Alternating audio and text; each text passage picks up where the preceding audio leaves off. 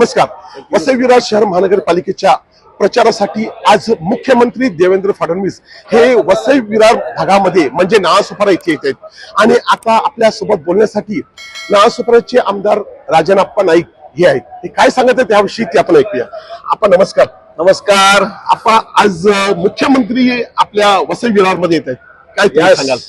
आज वसईकरांसाठी भाग्याचा दिवस आहे की या राज्याचे मुख्यमंत्री, विकास पुरुष, आदरणीय आमच्या सर्वांचे देवाभाऊ, महाराष्ट्राच्या लाखो लोक भगिनींचे लाडके देवाभाऊ आज या वसई विरार मध्ये येत आहेत.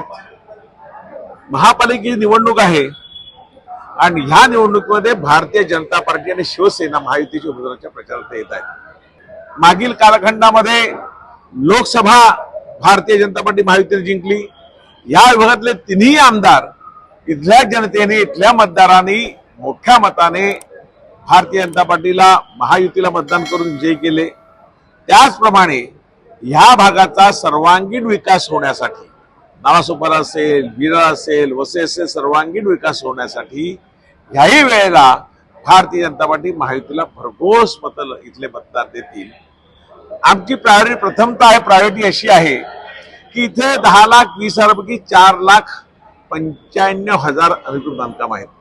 त्यांना नियमाकुल करणं, SRA आणि क्लस्टरची योजनेचा प्रभावीपणे वापर करून त्यांचं पुनर्वसन करणं, त्यांना कुठल्याही प्रकारे माझ्या माय भगिनीला, माझ्या भावाला त्रास होता कामा नये.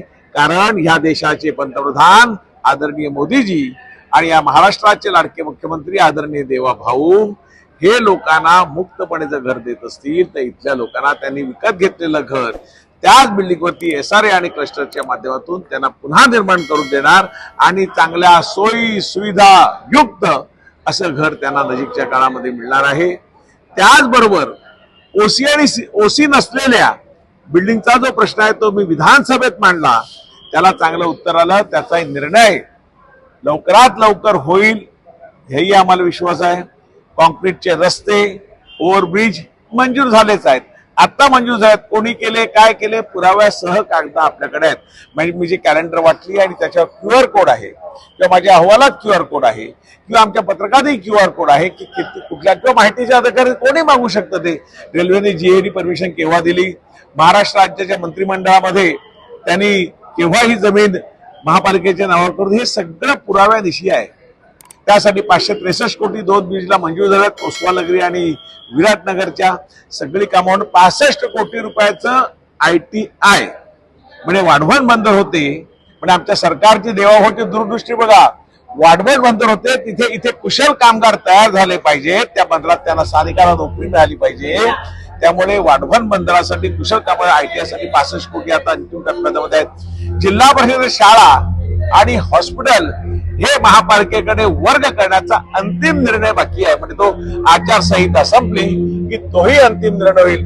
अशी खूप कामं, किती जंत्री वाचू मी कामाची, रिंग रूट असेल, खूप कामं करायची आहेत आणि हे सरकार चांगल्या प्रकारे काम ह्या नाळासोपारा विरारमध्ये राज्य सरकार असेल आणि केंद्र सरकार असेल चांगल्या प्रकारे मदत करते हे ह्या दिसते होते. आणि माननीय मुख्यमंत्री महोदय या संदर्भात संवेदनशील आहेत. त्यांना ह्या नाळासोपारा, विरार आणि वसईचा चांगला विकास करायचा आहे.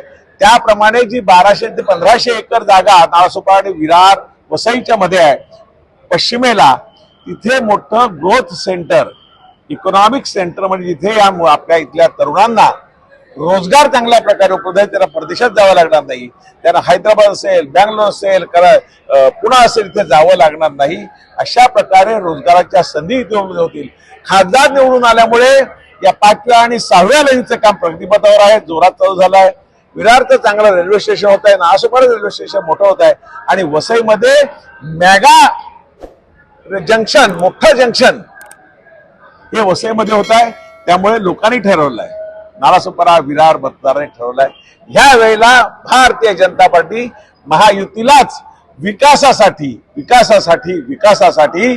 कारण ट्रिपल शक्ती, त्रिशक्ती, ट्रिपल इंजिन सरकार, देशात भाजपची सत्ता, महाराष्ट्रात भारतीय जनता पार्टी महायुती सत्ता आणि नालासोपारा विरार वसईमध्ये महायुतीचे महापौर बसल्यानंतर हे जर करू शकतात.